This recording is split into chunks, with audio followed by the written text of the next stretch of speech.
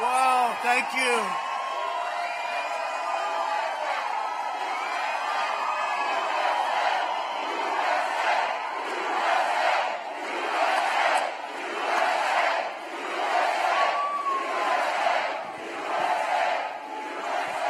Thank you, everybody. Thank you. And Vice President Mike Pence, thank you very much. Incredible. And hello to Fayetteville. Hello, Fayetteville. It's great to be here in North Carolina's 9th Congressional District with the hard-working patriots who believe in faith, family, God, and country. Thank you. Thank you. Tomorrow you'll head to the polls to elect a congressman who always puts America first, Dan Bishop. I've just come from a meeting with North Carolina officials representing communities hit by Hurricane Dorian, and I expressed the unwavering solidarity of the American people. We are behind you 100%. 100%. The prayers of our entire nation are with the citizens of North Carolina, South Carolina, Georgia, Florida, and everyone else that was in the storm's path. And I will say I was called by the government of the Bahamas, and we're helping with the Bahamas. They were hit so hard. They were hit so hard. Who would believe it? We pledge the full support of the federal government through every step of the rebuilding process. And I will say, North Carolina in our country probably got hit the hardest. That was a little bit of a surprise. But I know one thing about North Carolina: you can take it and you'll build it quickly and you'll build it beautifully. And you'll be back sooner than anybody ever thought. And it'll be better than ever, right? No doubt about it. I also want to give a special recognition to the many non-governmental organizations doing so much to help people recover from Dorian. In particular, Franklin Graham. He's a wonderful guy. And he's got an organization, Samaritan's Purse, based right here in North Carolina, and the work that Franklin and his family and all of those that are with Franklin Graham, we want to thank them. They're special, great people. Great people. Thank you, Franklin. Thank you. Incredible job. He does such a great job all over. Wherever there's a problem, you see Samaritan's Purse and Franklin and his people. We love the people of this state, and we will never, ever leave your side. North Carolina will truly recover so fast. I know you people so well. Let's not even talk about it. Let's not even talk about it. We're here tonight to discuss the extraordinary progress we're making as a nation and how to ensure this amazing resurgence keeps on going and going strong. In just over 2 years, we've taken this big, beautiful ship, and it's being turned around very quickly. Nobody thought this would happen. You know, we won the greatest election, certainly one of them, but maybe the greatest. But we won one of the greatest. Let's say one. This way I won't be criticized. They'll say, you know, George Washington had a great election, too. The fake news, right? The fake news.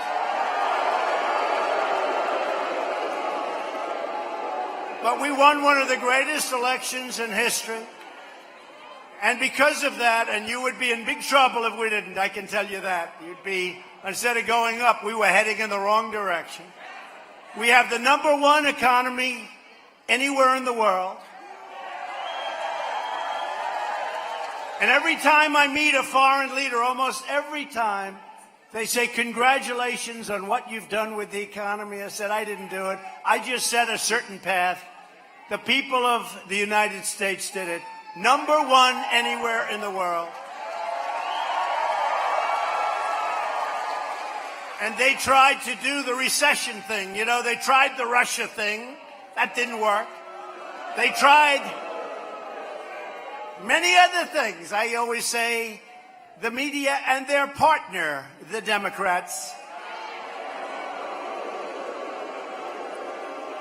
I wouldn't mind fighting the Democrats, but we really have to look at it as a twosome. It's the media and the Democrats. It's one and the same. We're rebuilding our military, defending our sovereignty, and reclaiming our dignity as a nation. America is winning again, and America is respected again. They respect America.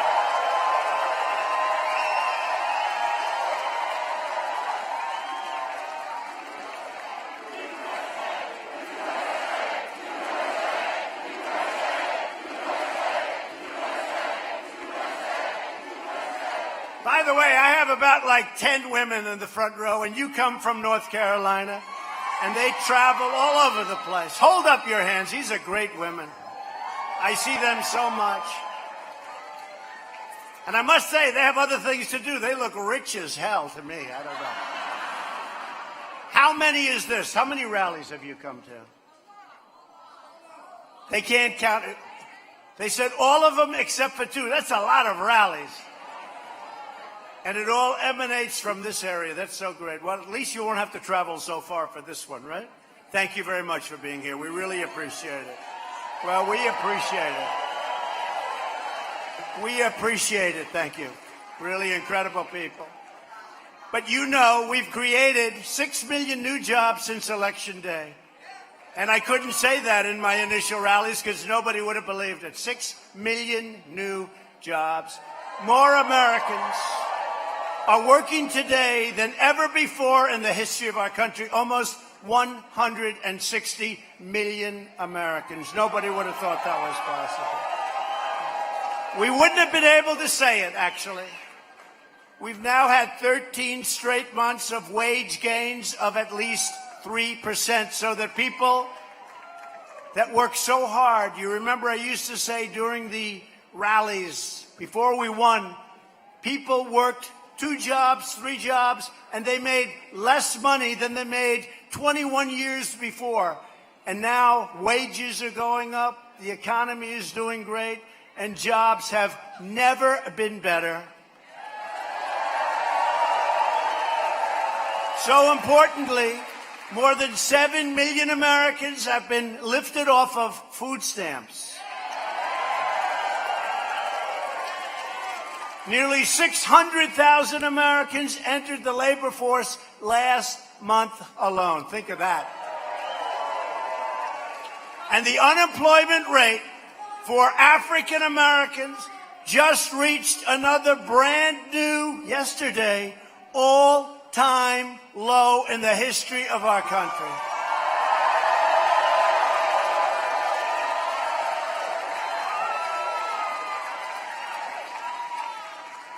How do you lose that debate? Remember, I used to say, what do you have to lose? Well, now you have the best unemployment numbers, employment and unemployment numbers that you've ever had as African Americans, as Asian Americans, as Hispanic Americans. The best numbers we've ever had. And by the way, African American youth unemployment has also reached the lowest level ever recorded in history.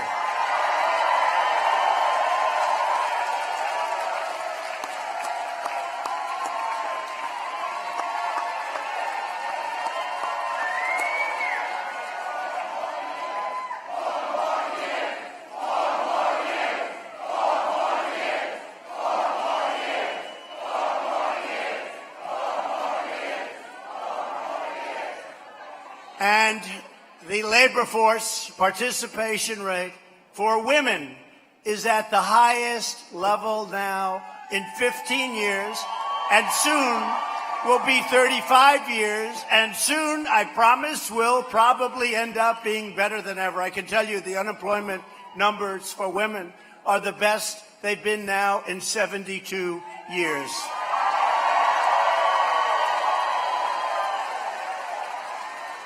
So I always say kiddingly, I'm sorry I didn't make it historic, but you know what? It's going to be historic very soon. It's going to be historic very soon. And here in North Carolina, over 230,000 more people now have jobs, and small business formation has skyrocketed by more than 25%. But the radical Democrats want to dismantle, demolish, and destroy everything that you've gained. And they will do it, and it won't take that long. And that's why we need Dan Bishop and Greg Murphy. We need them. We need them going down to Congress and helping. But they can do it. It's also why we need 4 more years. It has to seed. It's like a plant. We've changed things, right? Keep America great. We've changed things. But it's got to grow. It's got to develop those roots.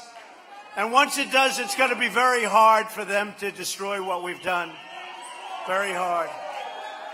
And that's really why I consider this election. Look, we had a very, very special day in 2016. It was a very special time. A very special time. It's an incredible day, an incredible month, an incredible year. And I don't know that you can ever compare anything to it, but I can say this. 2020 is essentially just as important, because they'll try and take it away, whether it has to do with religion. Our evangelicals are here tonight, and they're all over the place.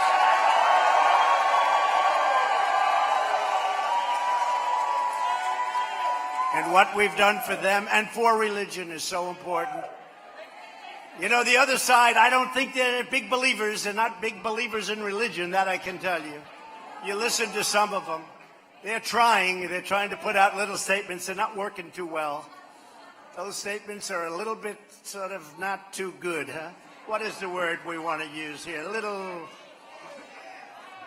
No. They're pushing a little hard, and it's not working. To stop the far left, you must vote in tomorrow's special election. So important. Or get your votes in early. I think a lot of... Who voted early for Dan Bishop? Good. Well, that's good. But the big thing is tomorrow. Tomorrow's the election, and you'll get out. To protect your family, you must defeat open borders. And you have a Democrat named Dan McCready, and he wants open borders. He wants sanctuary cities. He's not going to protect your Second Amendment. He's doing nothing on your second. You know, North Carolina is a very big Second Amendment state.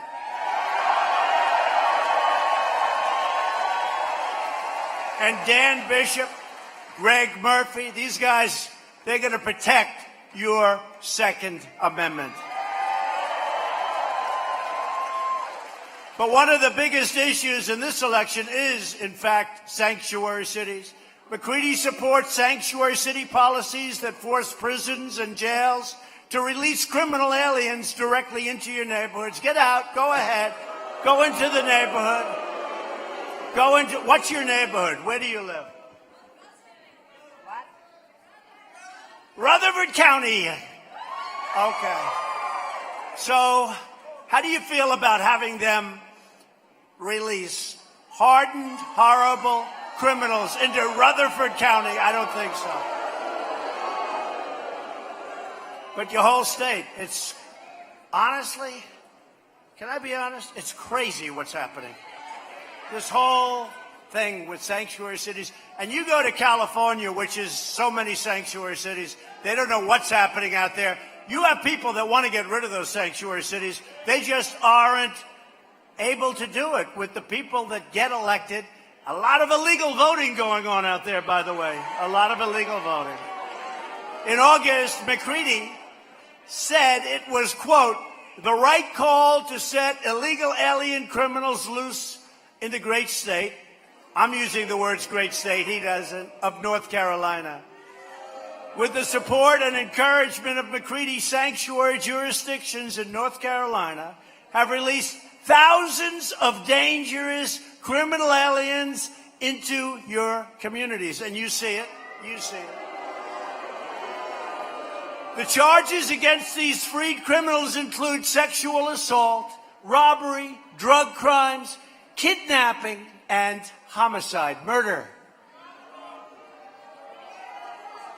Why would you do it?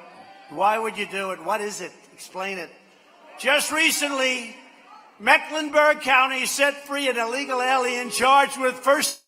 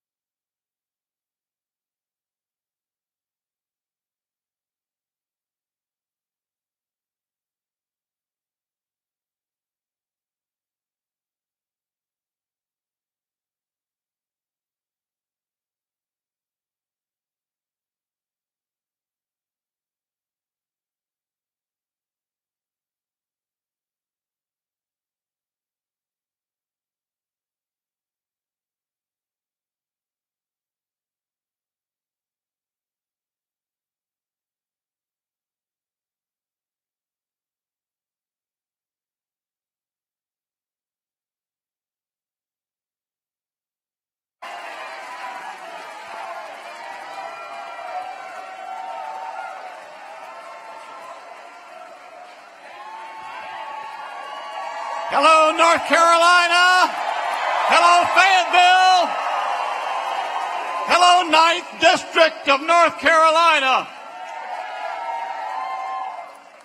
Mr. President, we're not tired of winning.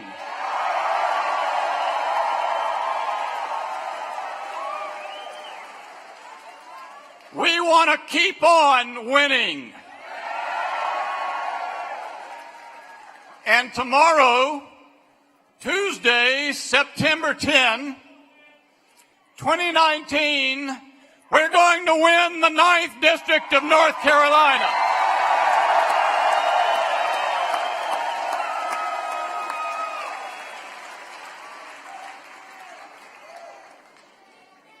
We've all watched as the Democratic Party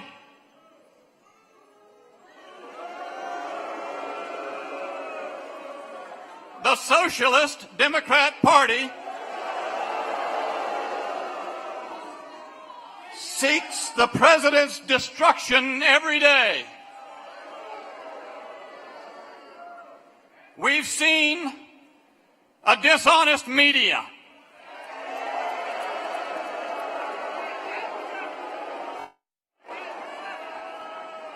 Serve as their handmaidens and their allies in that mission. We've watched as the greatest fighter ever to occupy the White House has pushed them all off.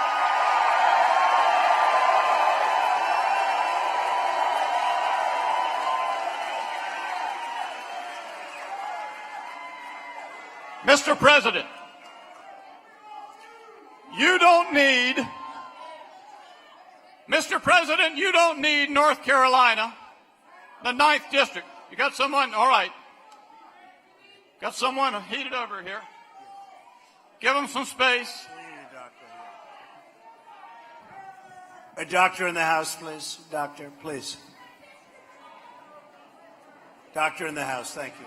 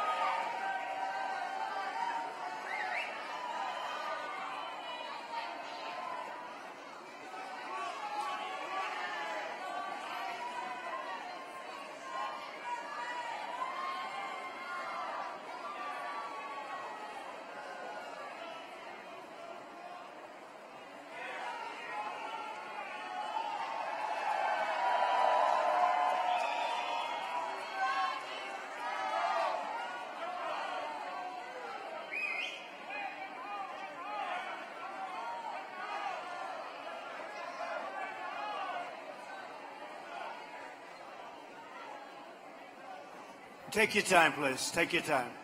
We have plenty of time. Thank you. Take your time.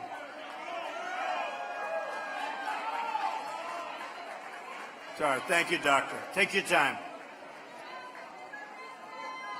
People have been staying outside for 2 days to get in, so this happens. Thank you.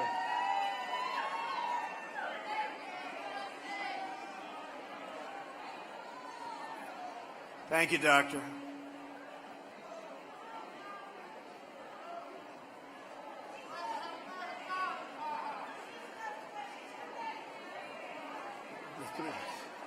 Oh.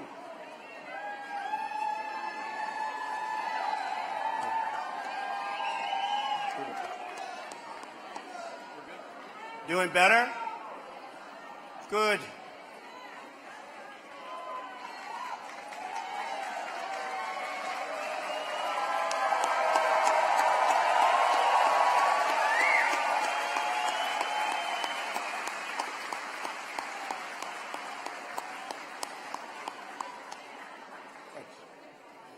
That's good. That's good.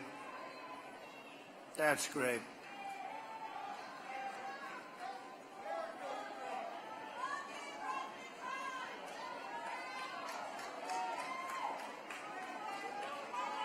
That's really great. Thank you. Thank you, sir.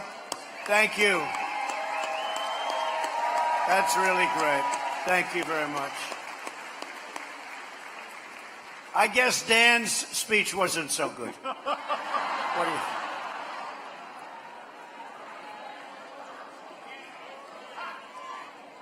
That's great. Thank you very much.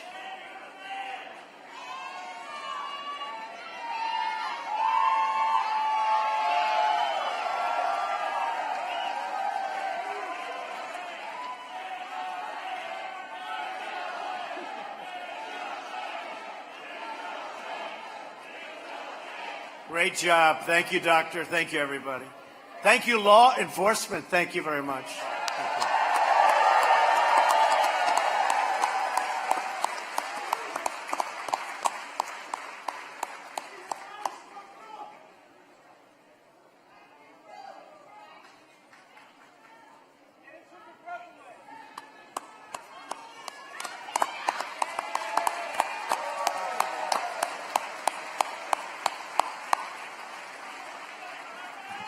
Thank you, Mr. President. Thank you, ladies and gentlemen. I trust that person will be okay. Let's all say a prayer for that person. Make sure they're right. Yeah. Because that's what we do. We pray.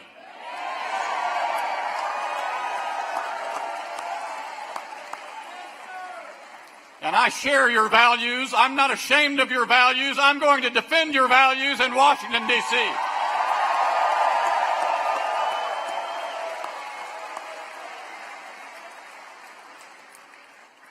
As this great fighter faces all those long odds, the socialist Democrats, the fake media,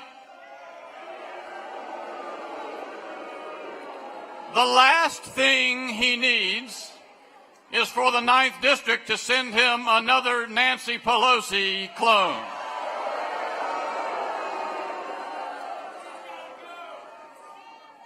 President Trump needs nobody else in Washington who supports sanctuary cities and counties here in North Carolina or anywhere else.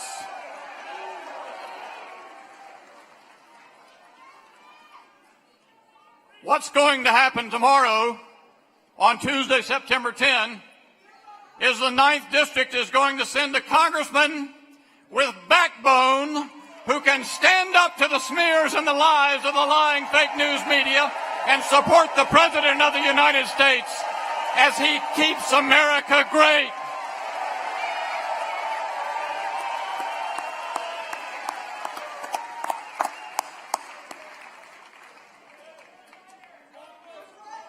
And what I need you to do, ladies and gentlemen, tomorrow, I need you to vote. I need you to vote. But that's not all. I need you to vote. But beyond that, take a lesson from President Donald J. Trump. Don't rely on them to get our message out. take out your phone. Go to votedanbishop.com. I'm going to repeat that. Go to votedanbishop.com. And right there at the top of that website, you're going to see a video featuring the President of the United States telling you to vote for right Dan, not wrong Dan.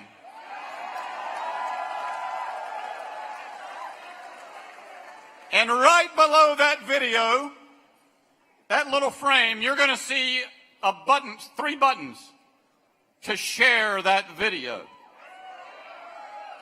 And you don't have to rely on that news media. You can use those buttons and send that out to all of your friends on Facebook, on Twitter, on email, so they'll know that President Trump can have a fighter for the values of the 9th District in Washington, D.C.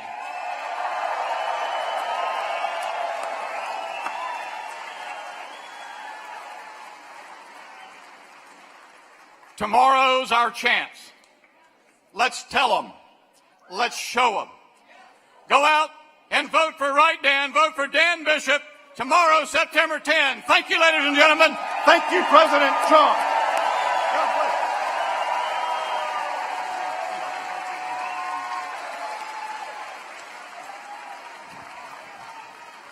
Thank you, Dan. That was a good job. That was a good job. He means it, too. He's great. Get out and vote tomorrow for Dan Bishop, please. So we've had great support over the last 6 months in particular from a man who happens to be your senator right now. And we need him to keep going because he has been fantastic. And I believe he's here tonight. I just came in. The weather wasn't so great to be traveling today. They said, maybe we could skip North Carolina today, sir. I said, no, thank you. I said, no, thank you. Can you imagine? And by the way, I have to say, we have a big crowd in here, right? You have to see outside. Thousands and thousands of people who couldn't get in. And when people wait 2 or 3 days to come in, and especially these first rows, I just want to tell you, we really thank you. Incredible. But Tom Tillis has really worked with us over the last period of time. He's recently introduced a bill to give American victims the right to sue sanctuary cities. That's a big deal. And hold them accountable for the lives that they've shattered. But to pass the bill, we need more Republicans. Tomorrow, there is another crucial special election. And we have a fantastic guy running in that one, too, Republican Greg Murphy. He looks like he's in good shape, but you've got to get out. So I want to introduce Tom Tillis, and I want to introduce Greg Murphy, and I want to thank you both. Thank you.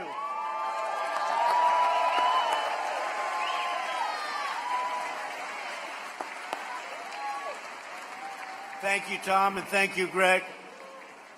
So Greg Murphy is looking to, like Dan, cut your taxes, defend your Second Amendment, support our policies, really, really support our military and our veterans. We have rebuilt our military.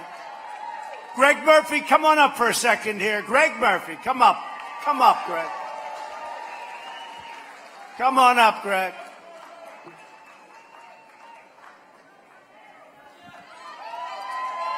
Come on up, Greg, just for a second. Then we'll get back to business. We've got to do this, and I don't know. He's been a great champ. Thank you, Greg. Come. Please. Thank you. Thank you, Mr. President. Hello, Fayetteville. Hello, Fayetteville. It is a pleasure to be amongst people who believe in God, country, and family. Our Democrats have given up on God. They've pushed it away from our country. They want to give our country away, and they want to destroy the nuclear family. We have a president, a bold man, who has brought those three principles back to our faith and to our country. We need to come out and support him. So I ask you tomorrow tomorrow, please, it was actually good for me to see that actually few of you have already voted, because every single one of you needs to show up tomorrow and support Dan Bishop as your next congressman, or actually me, if I'll be your next congressman. We are here to serve you, we are here to help our president, and we are here to keep America great. God bless you all.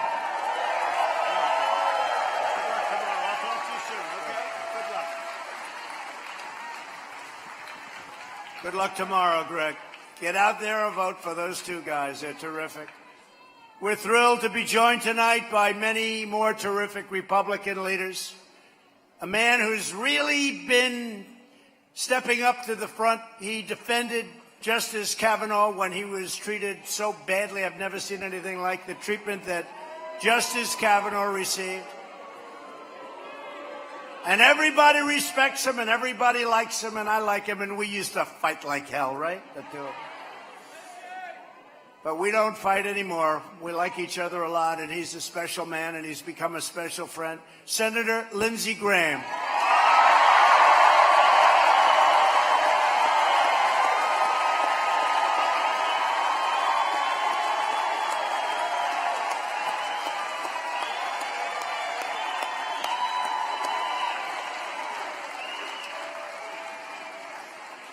Another man who's a fighter. I guess we're all fighters. You have to be a fighter. You're not going to be here very long, I can tell you that. We got to fight them more than anybody else. But a man who's done an incredible job in Washington. Took over a rough situation, and he's become the real leader. He is a leader like you haven't seen. And that's Republican leader Kevin McCarthy. Kevin.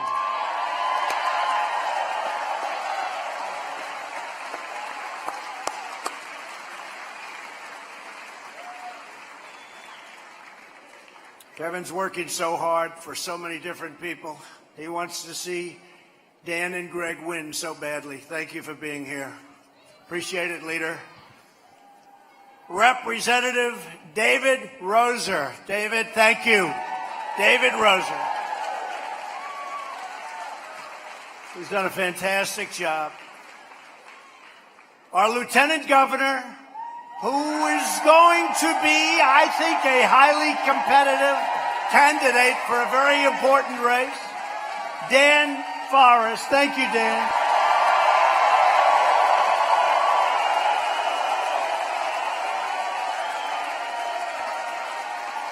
Thank you very much, Dan. We also have North Carolina Republican Party Chair Michael Whatley. What a job he's done.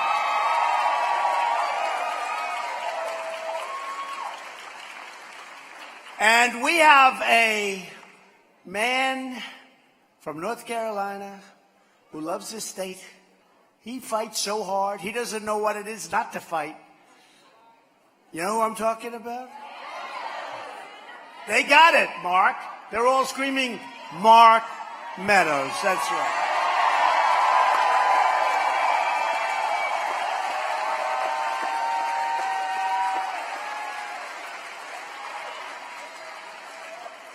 He's great. So many. Jim Jordan, Andy Biggs, Gates, and I just got so much. By the way, Devin Nunes. Devin Nunes. How about Devin? He was out there when it wasn't in vogue to be saying that Comey was a stone-cold liar and leaker. But he knew a long time, Devin Nunes. But Mark Meadows has been incredible. And do they love him in your state? Do they love Mark Meadows? Thank you, Mark. Also, a friend of mine who's been with us from the beginning. He's not a politician, but he might as well be one. He loves us, he loves this party, and he loves your state. Lives here, Louis DeJoy, one of the most successful people. Thank you, Louis, and your wife is doing a great job, Louis. And a very special thanks to my son, Don Jr. and Kimberly.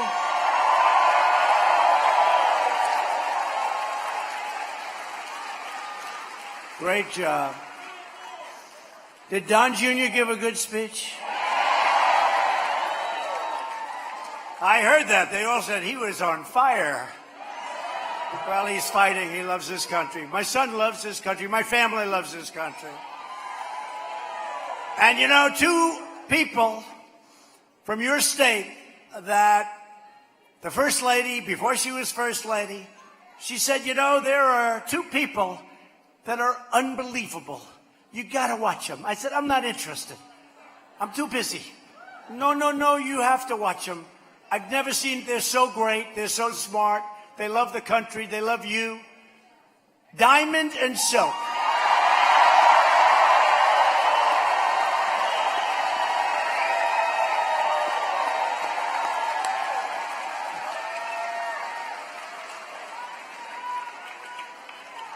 They are incredible.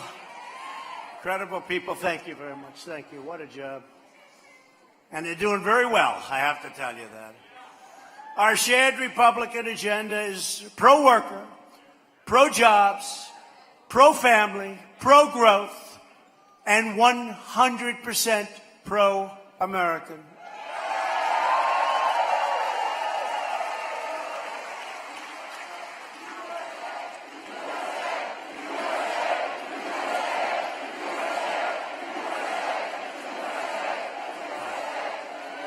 And by the way, so is Doug Collins, and so is John Ratcliffe. Thank you, fellas. Thank you. Two incredible fighters also.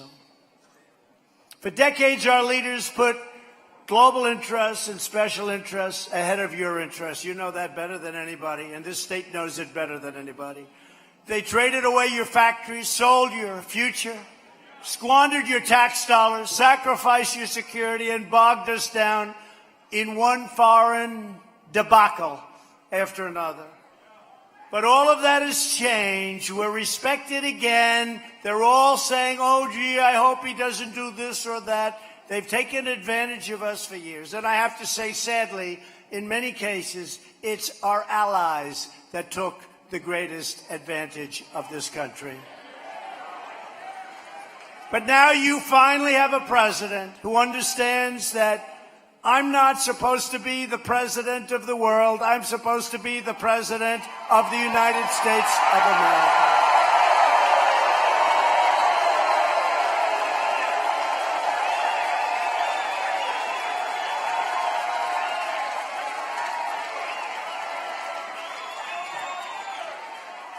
To bring back our jobs from other countries, we passed the largest package of tax cuts and reforms in American history. We've cut a record number of job-killing regulations. No president, no matter how long they serve, has gotten anywhere even close to what we've done with regulations, and that's one of the reasons our economy is so good. And we have tremendous potential upward. And China wants to talk. They want to talk. China's lost 3 million jobs. Thousands of companies are leaving China. The supply chain is crumbling because they can't pay the tariffs. And our country has taken over things that you would have never thought. As an example, hundreds of billions of dollars have been and are coming into our country in the form of tariffs. And China's eating the cost, which the fake news doesn't want to tell you.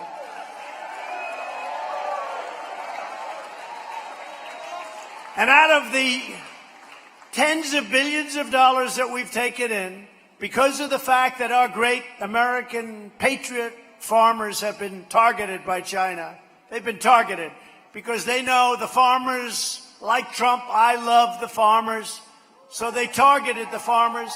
And I said to Sonny Perdue, Secretary of Agriculture, Sonny, how much was it last year and the year before? Tell me. It was $12 billion and it was $16 billion. And out of the tariffs that we've taken in, we gave to our farmers for distribution, hopefully very good distribution, hopefully very even distribution. We've given them $28 billion so that they're whole. So that they're whole. Nobody would ever do that. Nobody would ever do that. I can tell you that right now. And our farmers know we have to fight. I see it all the time where some of the networks that are crazy, they have a group of farmers. In some cases, they have groups of women. They say, what do you think of President Trump? We like him a lot. We're with him all the way. And they want to turn off the cameras. They go crazy. But with the farmers, you know that. You ever see that? The 10 women? What do you think of President Trump? We love him.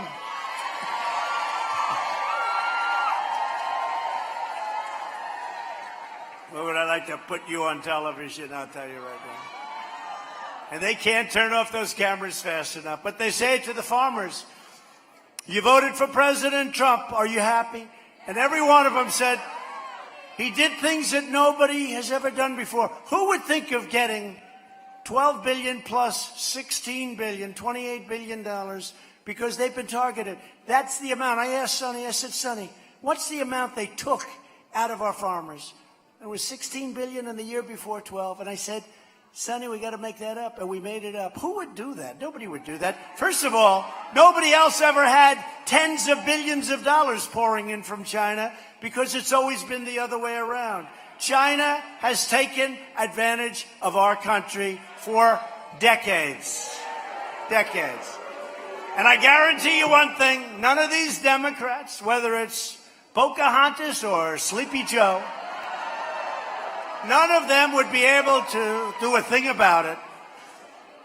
And nobody would ever think of helping the farmers who have been targeted by China. China made $500 billion over the last number of years. On a yearly basis, they steal our intellectual property, so many other things. So now it's just different. And now it's working the other way. And tariffs are a beautiful thing when you know how to use them. They're a beautiful thing. And I want China to do well, and I hope they do well, but they've had now the worst year in 57 years. I wonder why. I wonder why. And hopefully it'll all work out. We'll see. We're going to be talking next week. We're talking now. They're going to be coming to the United States in 2 or 3 weeks, and we'll see what happens. But unless we're going to make a good deal or a fair deal for our country, let's face it, we cannot go back to a situation where giving hundreds of billions of dollars to China becomes standard fare. Not going to happen. We can't do it. And we have many other countries also. But we'll worry about them a little bit later. Plenty of others. Plenty of others. They've taken advantage of our country like you wouldn't believe. And I've been saying this for many years. I was saying this when I was a private citizen. They take our jobs. They make our product. They sell the product into our country with no tax, no nothing. So we end up with closed factories, no jobs, no taxes, no nothing. And these other countries gain. As an example, Mexico, I must say, they've really helped us at the border. The Democrats will not do anything about these horrible open loopholes, which would be so good. So we're doing it a different way. And Mexico is now patrolling with 27,000 troops. They've never had 2 troops to it, our border. And you saw the numbers today. We're down approximately 57%. But our country could fix it so easy if the Democrats would sit with me for 15 minutes. But they don't want to do that because they want to have open borders. They want to have drugs pouring into our country. You have to have a wall and you have to stop it. And when you look at what's happening with human trafficking, and it's mostly women, they traffic in women.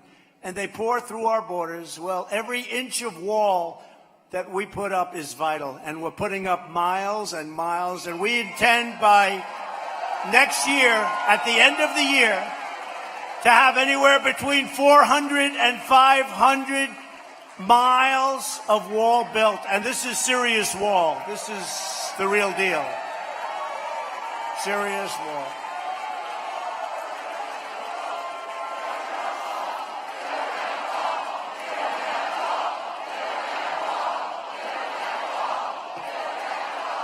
I want to thank our new Secretary of Defense, Mark Esper, for the job he's done. And he views it really as a national security threat. And you have to. What can be much more threatening than people that want to pour across our borders? And we have the worst laws. We have the weakest laws in the history of any country. You can't do anything to stop them. You have a program, catch and release. You catch them, and then you have to release them. And they're supposed to come back to court in the next 3, 4, 5, 6 years. And nobody shows up. And the Democrats don't want to fix it, so we're stopping them, so we don't even have to worry about court. We ended the last administration's cruel war on American energy. The United States is now the #1 producer of oil and natural gas anywhere in the world.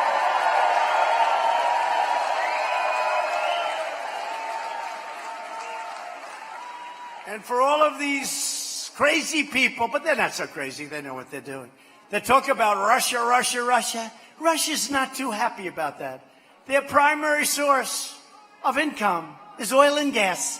And now we're bigger than Russia, bigger than Saudi Arabia, we're bigger than everybody, and we're doing great. So they're not exactly happy. The Russian hoax was a pure hoax. You saw that with Comey the other day. Yet every leading Democrat running for president pledges to ban the energy that drives our economy and wage and if you look at what's going on, your way of life is under assault by these people. I mean, I go out and sometimes I'll be at these huge audiences, and I wish we could have gotten a larger arena than this. We tried. I was even willing to stand out in the rain and get my hair soaking wet. But they said it was a little bit out of your district. And I said, I don't know if it looks good being out of your district. But I was willing to do it. I would have taken it. I would have been very proud to have done it. It would have shown it's my real hair, at least. It wouldn't be pretty. But it's my hair. May not be great, but I will say it's better than most of my friends who are the same age. A lot better. A lot.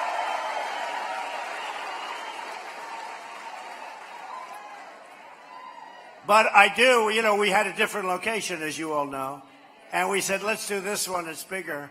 And we put screens outside for all of the people. We have screens and loudspeakers and everything. It's really amazing what's going on out there.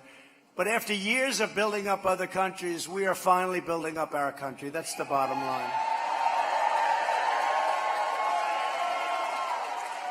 And the last administration, with Biden and Obama at the helm,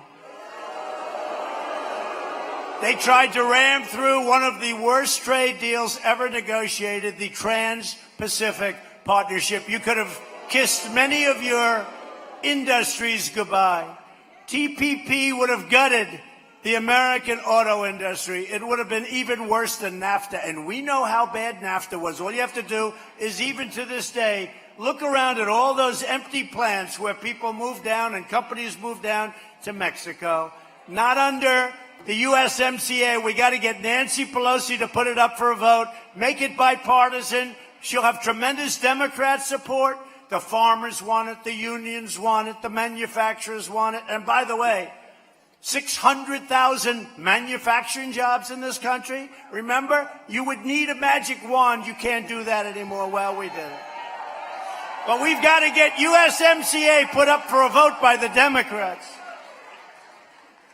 But in my first week in office, I proudly withdrew from that job-destroying TPP catastrophe. And we're replacing one of the worst trade deals ever made by any country. You can go back as far as you want, NAFTA, the disaster of NAFTA. So whatever you do, start talking to your people. We need a vote on the USMCA. That's United States, Mexico, and Canada. And they've already voted. They want it, and we want it. And it's great for the farmers. It's great for everybody. We're also aggressively combating a problem that you have in North Carolina, problem that we have in almost all states, the opioid epidemic. Last year, we saw the first nationwide decline in drug overdose deaths in nearly 31 years. And at the center of the American drug crisis is the border crisis. Criminal cartels smuggle vast quantities of lethal narcotics across our southern border, including heroin, meth, cocaine, and fentanyl. 100,000 people a year die from what comes across our southern border, and we can't get the Democrats to help us in sealing it even tighter. We got to get them. We got to get them. We got to get them. So if you want to stop the drug smugglers, the human traffickers, the vicious MS-13 gang members, and by the way, thank you to ICE. These people go into those.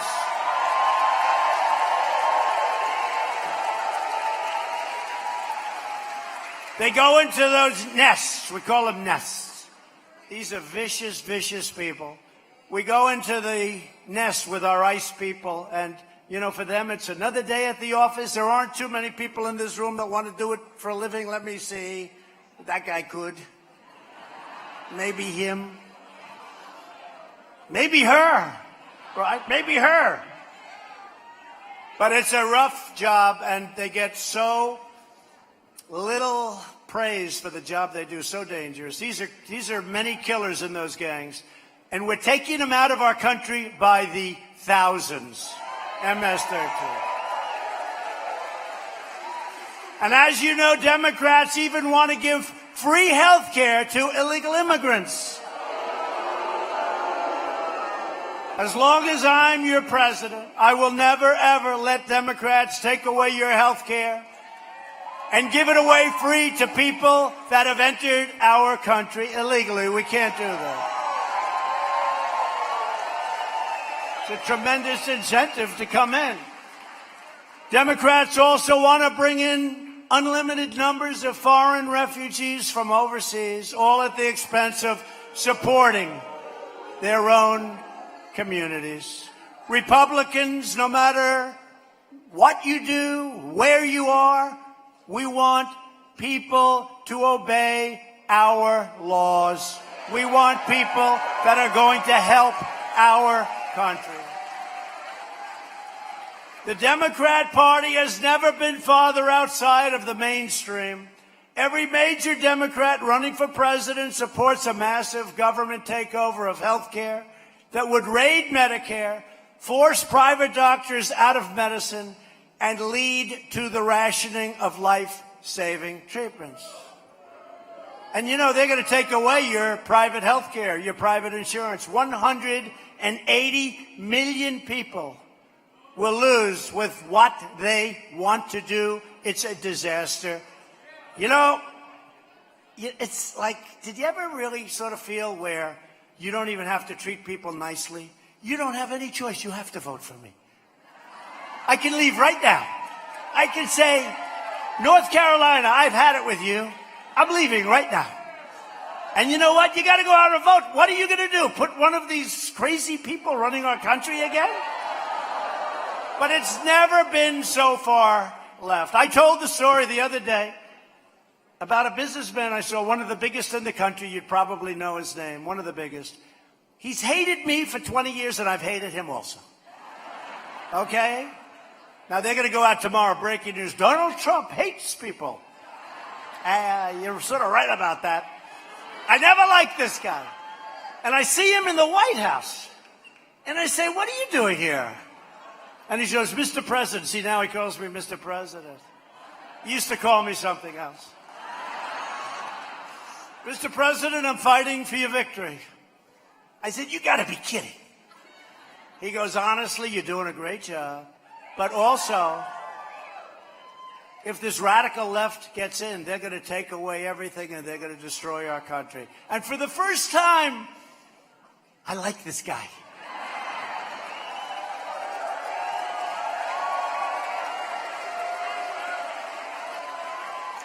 My administration is defending your right to choose the plan and the doctor that is best for you. Remember President Obama? 28 times. Remember, 28 times. They counted them, and there's much more than that, I would imagine. That you can choose your plan, you can choose your doctor. It didn't work out that way, did it? Obamacare. And we're keeping Obamacare alive. We got rid of the individual mandate, the worst part of Obamacare. We're keeping it and running it as well as it can, but the premiums are too high. The deductibles are through the roof. It's ridiculous. And we're coming up with Lindsey Graham and all of the folks, we're coming up with a great health care plan that if we take back the House, that's why Dan and Greg, if we take back the House, if we keep the Senate, maybe even increase it a little bit, wouldn't be bad. And on the assumption we keep the presidency, you're going to have great health care.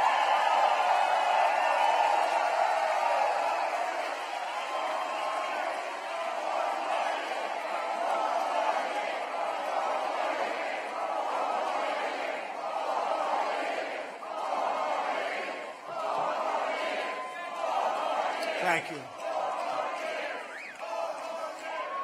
We almost had it. We had a man campaigning for 8 years to knock out Obamacare, and when he voted, it didn't work out that way, did it? We had it. We would have had it, but we're going to end up actually with a better plan. Sometimes through adversity, things work out better. We're going to end up with a better plan. You watch. We'll always protect patients with pre-existing conditions also, always. You have my word.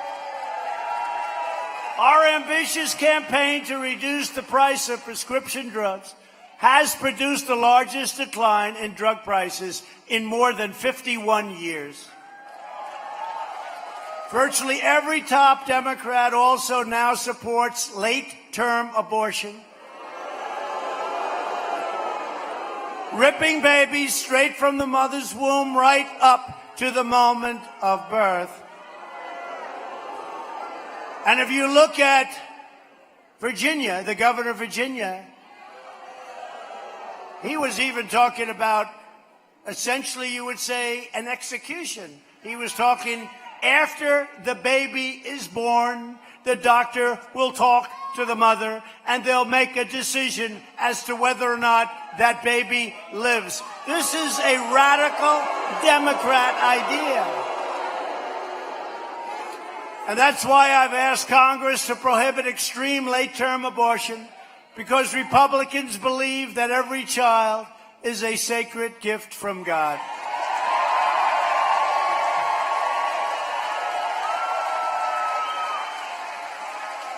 Democrats are now the party of high taxes, high crime, open borders, late-term abortion, and socialism. They're socialists.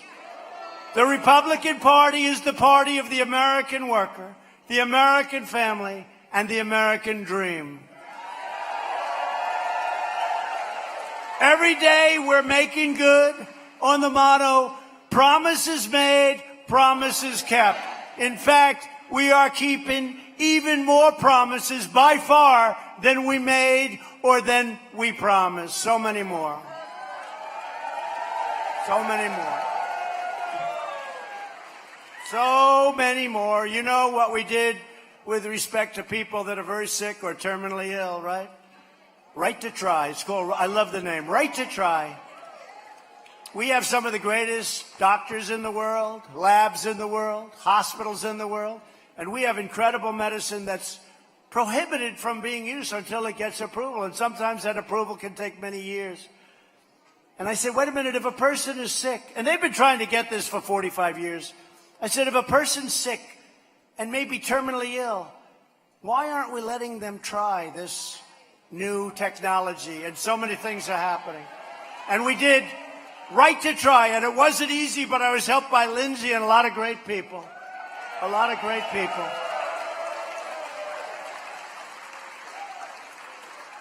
All of them helped. Mark helped so much. All of them helped. Greg. We have had tremendous success. We had so many people wanting to help, but it was complicated, believe it or not. because the country didn't want the liability. I said, you know what you do? You draw up an agreement taking away the liability. They said, that's a good idea. The insurance companies and the drug companies were very unsure. This has been going on for many years. I got it done. The results have been unbelievable. Right to try. Things that we never even talked about, we're getting done. And, you know, maybe one of the biggest things is within about a month, we'll have close to 180 federal judges, including appellate division judges, including 2 great new Supreme Court justices, Justice Neil Gorsuch and Justice Brett Kavanaugh, who they put through hell. We passed something that they've wanted to do for half a century. We passed VA choice. So when you're great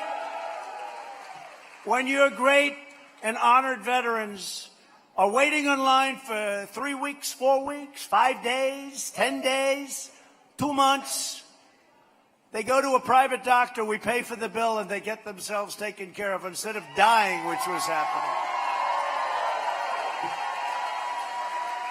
And we also passed VA accountability on behalf of our great veterans. That means when they treat our veterans badly, and they wouldn't have done it in prime time, I can tell you, but when they treat our sick and troubled veterans badly, we can say, you're fired. Get the hell.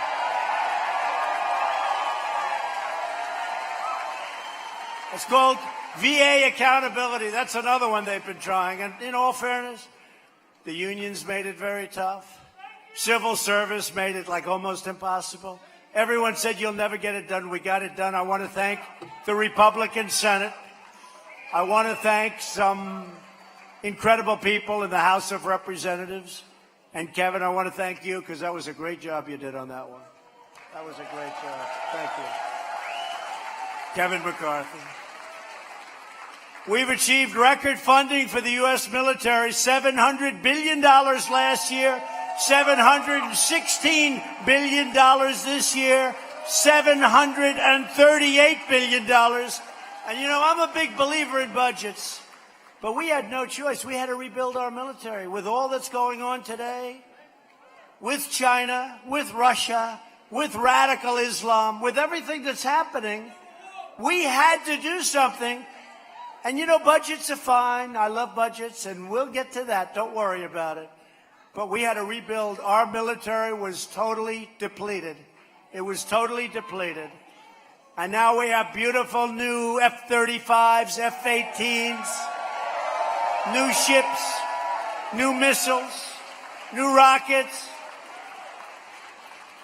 We have new everything. I came back with Admiral Brown, the United States Coast Guard, and some of the other folks, and they were saying that the new Coast Guard cutters, how good a job has the Coast Guard done during these hurricanes? And I said, Admiral, how good are the new Coast Guard cutters? He said, they're the finest in the world, sir. We have the fine, and they had old, broken equipment that they had to keep going on a shoestring. They have brand new Coast Guard cutters. We had to do it. We had to do it. There's always time for the other, but we had to do it. We've rebuilt our military. We've taken care of the great people that work in our military. We gave them a raise, a beautiful raise they were so entitled to. And I also got other NATO members to pay an additional $100 billion over the last year and a half that they weren't paying. They were delinquent. We're supposed to protect them, and they don't pay. I say, you can't do that. You can't do that. You got to pay. NATO. Now we're finally making immensely wealthy countries pay the cost of their defense. We're negotiating with a lot of them. Think of it. We have these immensely wealthy countries, and they're paying for a fraction of our cost to defend them. How did that happen? And you know what the biggest excuse is? When I go to them and I'll say, King, you got to pay. Or Mr. Prime Minister, you got to pay. Or, Mr. President, you got to pay. You know, it's costing us billions of dollars to protect these wealthy. You know what their biggest thing is? Because I can't understand how we did this for so many years. Decades.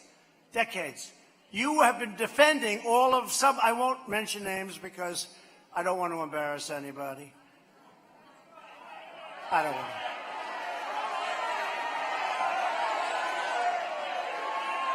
Forget it. Some of the wealthiest countries in the world. And when I say king, president, prime minister, queen, no matter what I say, you know what they say? But nobody's ever asked us to do that before. That's the only excuse. Because I say to them, why would we do this? Why are we defending you? You're immensely wealthy. You compete with us on trade. We have lousy trade deals that we're renegotiating, many of them, and ultimately all of them. Why are we protecting you, Mr. President? Well, I don't know. But you know what their answer is? Because you've always done it. That's not a great answer. So we're taking in billions and billions, but I got $100 billion, and the Secretary General of NATO, Stoltenberg, is my biggest fan. He said, until President Trump, you had to see the NATO cost of spending was going like this, and ours was going like this. We were defending many countries that treat us very badly on trade and very unfairly. We were defending them. And now it's changing around. $100 billion. They're not happy. And then I read where Obama is more popular in Germany than Trump. He's got to be. I'm making people pay their bills. He's got to be. You know, the day that I'm more popular than him, I'm not doing my job.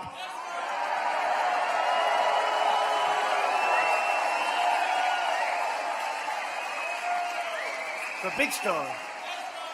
They like him more in Europe than they like Trump. I think they should. $100 billion more they're paying. To protect America's security, I withdrew the United States from the horrible, one-sided Iran nuclear deal.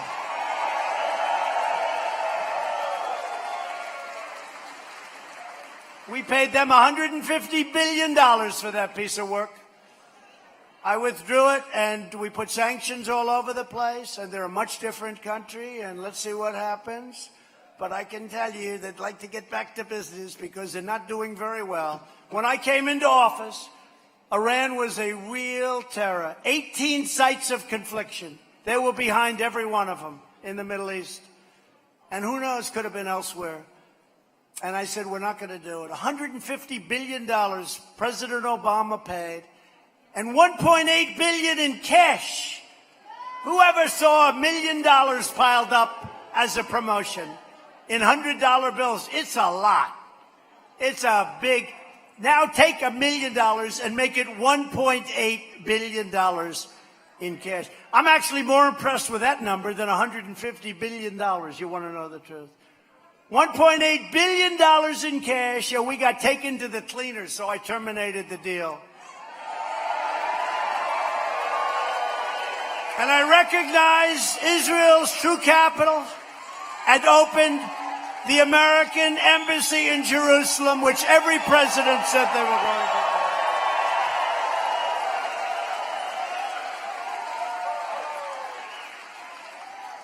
And I also approved for Israel the Golan Heights. And if you really think about it, I said to people, what's more important, the Golan Heights or the capital of Jerusalem by moving our embassy there? He said, neither, sir. What you've done in Iran is more important than both of them. I said, you know, I guess you're right when you think about it. So we've done a good job, all of us together. As a movement, we've done a great job for Israel.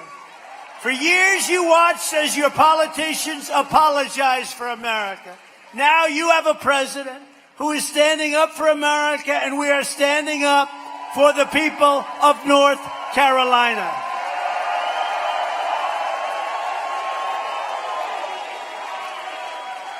You must never forget that the 2020 election is about one thing. You. It's true. Not about me. It's about you. It's about your family, your future, and the fate of your country. That's what we did in 2016. They came from the hills and the valleys. They came from the cities. They came from all over the place. And people were saying, these fakers back there, they were saying, what the hell is happening? But I knew it was going to happen because we'd go out and we'd see these rallies, the likes of which nobody has ever seen before. Ever in politics. Ever in politics. A vote for any Democrat in 2020 and a vote for any Democrat tomorrow in North Carolina is a vote for the rise of radical socialism and the destruction of the American dream. We are entering this campaign with the best record, the best results, the best agenda, and the only positive vision for the people of North Carolina. And I've said it, and I say it loudly and proudly. I don't believe there's been any president or any administration that has done more in 2.5 years than we have, as a group, than we have. I don't believe so. When you add it all up, nobody's done what we have. Our first task is a giant victory. Tomorrow, right here in the great state of North Carolina, with your support, tomorrow, we take the first steps to firing Speaker Pelosi and winning back the House in 2020. We need everybody to get your friends, get your family, get your neighbors, and get out and vote for Dan Bishop and get out and vote for Greg Murphy. You got to get out tomorrow and vote. Together we will lift millions more from our horrible, horrible situations that have developed over the years. Look at what's happening to Democrat-run cities, every single one of them. We're going to lift millions more of our citizens from welfare to work, dependence to independence, and poverty to prosperity. With your help, we will elect more Republicans to Congress to create a safe, modern, fair, and lawful system of immigration.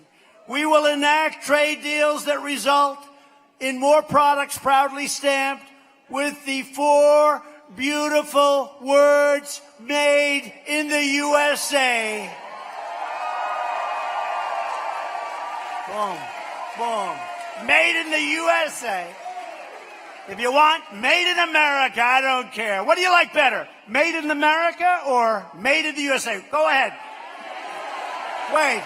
Ready? We'll go made in America, then made in the USA. What do you like better? Made in America? Made in the USA.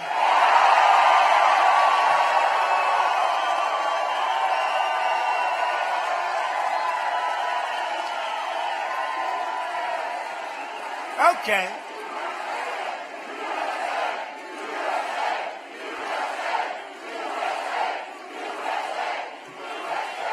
So I think we know that answer. So in 2016, we had, in my opinion, the greatest phrase in the history of politics. Make America great again, right? Now we're within moments, hopefully, of having, despite what you heard a few weeks ago, maybe we're heading, oh, they're going like, please, please let there be a recession, please. They're willing to give up their results because they think it'll help them win the election. They're not going to win the election. Don't forget, we're doing this and still fighting the unfairness of China and other countries on trade. What happens when that gets fixed and other things get fixed? We're setting new records, and we're fighting trade deals, and we're fighting military deals that are unfair to our country. Think what happens when it all gets fixed. We have ourselves a country that's going to be so strong. But we had a phrase, make America great again, the best. I think it was maybe the greatest, 2016. But we've done a lot, and now they're very close to setting a new I think it's the 118th time that we will have set a new record with the stock market, right? Many, many times. Many, many times. I can't be sure of that, media, but it's a lot, okay? I always have to preface it, because they'll do headlines. Headlines. Trump didn't tell the truth. Oh, they love it. So I've gotten extremely cautious. So we had the greatest phrase of all time. I think even the fake news media would agree. Make America great again, MAGA, MAGA country, make America great again. Okay. Now, we still have a year and a half, a little bit less. Can you believe it? Can you believe it? I stood in the White House with the First Lady that first night, and I said, wow, look at this. That's the bedroom of Abraham Lincoln. You have to see this. It's so perfectly done and so the way it was. That's the bedroom of the great Abe Lincoln. I mean, honey, can you believe this? That was the first night. And now, in less than a year and a half, the first term will be over. Think of that. I announced today that we got the Soccer World Cup. That's a big thing. Who else is going to do it? But we've got a problem. It's in 2026. Gianni Infante, who was a great guy, and we announced it in front of the press. And 2026. And I said, well, wait a minute. Under the normal rules, I'll be out in 2024. So we may have to go for an extra term. Okay?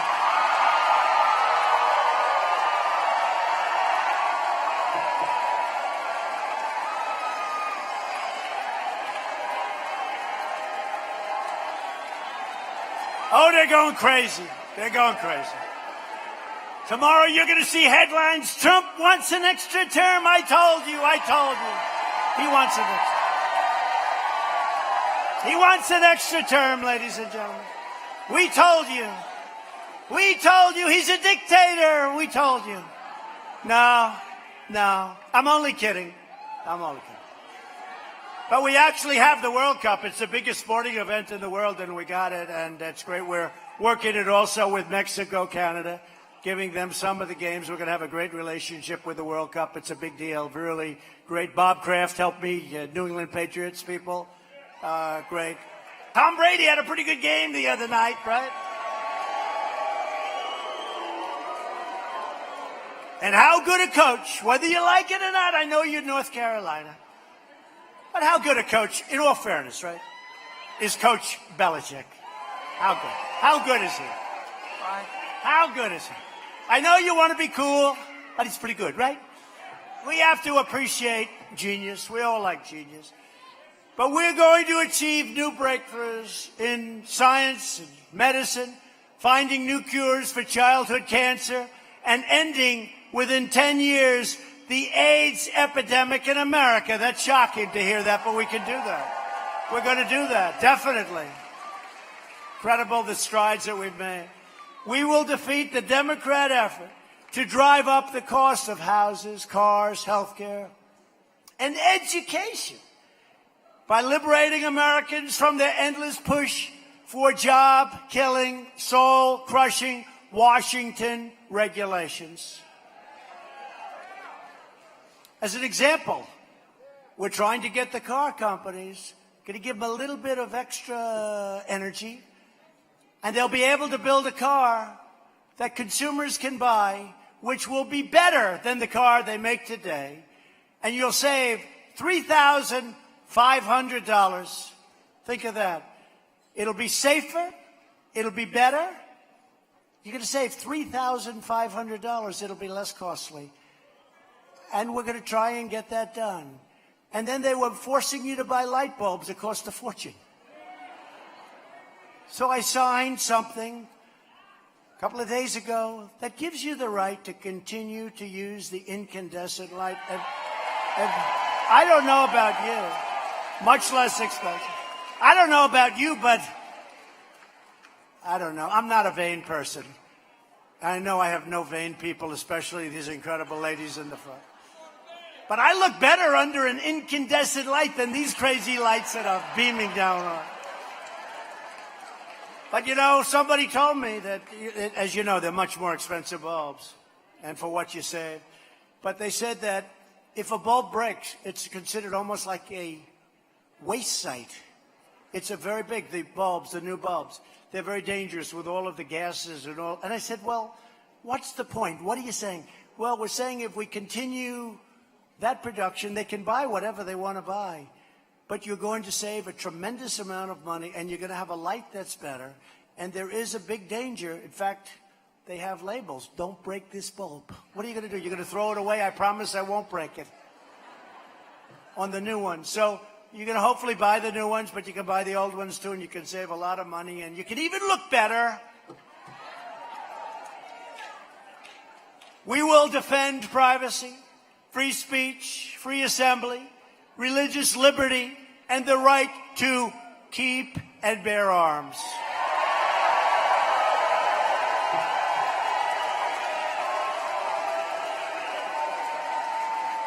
Above all, we will never stop fighting for the values that bind us together as one America. We'll be one united nation.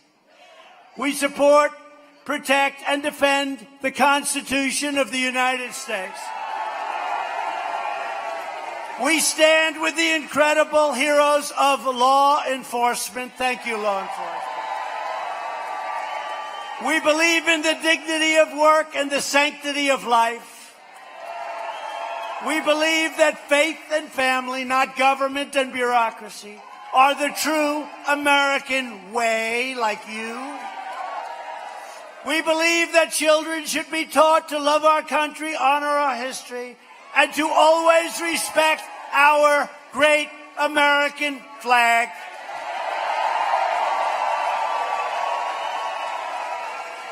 And we will live by the words of our national motto, "In God we trust." It'll stay there. We stand on the shoulders of American patriots who crossed the oceans, settled a continent, tamed the wilderness, revolutionized industry, pioneered science, won 2 world wars, defeated fascism and communism, put a man on the moon, and built the most exceptional country in the history of the world. We are great Americans, and the future belongs to us. The future belongs to you. With your help, your devotion, and your drive, we are going to keep on working. We are going to keep on fighting. I'd like to fight a little bit less, but these people, they just don't stop. They just keep coming at you in waves. They are, unfortunately, not the best people. And we are going to keep on winning, winning, winning. We're going to keep on winning.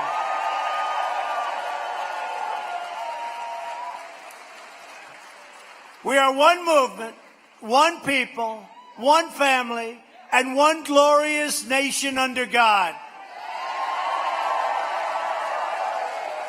America is thriving like never before. We may have right now the greatest economy in the history of our nation.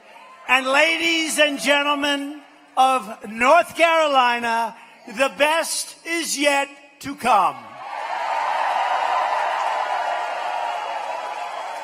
Together we will make America wealthy again.